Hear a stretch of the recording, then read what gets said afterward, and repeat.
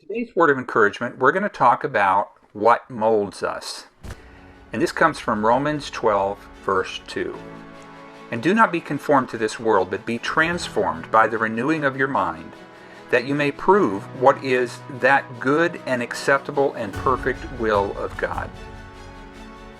If you've ever stepped barefooted onto a child's Lego in the middle of the night, then you have the Hyatt brothers to thank for that, because they're the ones that invented the injection mold that created that material.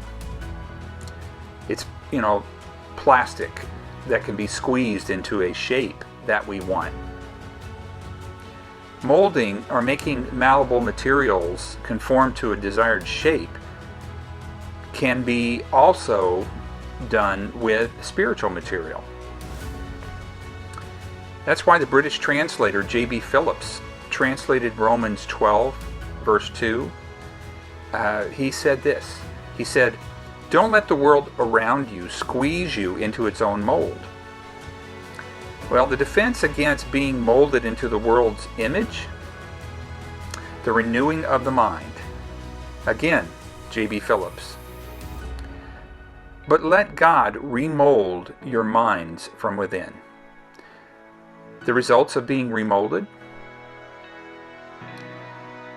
discovering the good and acceptable, perfect will of God.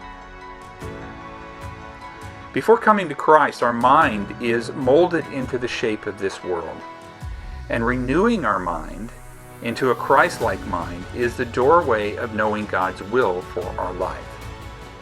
And that's the thing that we need to consider in these last days, as things have become more and more challenging for us as Christians, and we have a culture that is more and more influential in our lives. We need to go to the Word and renew our minds and make sure that we conform to God's mold and not the world's mold. That's how we find our strength.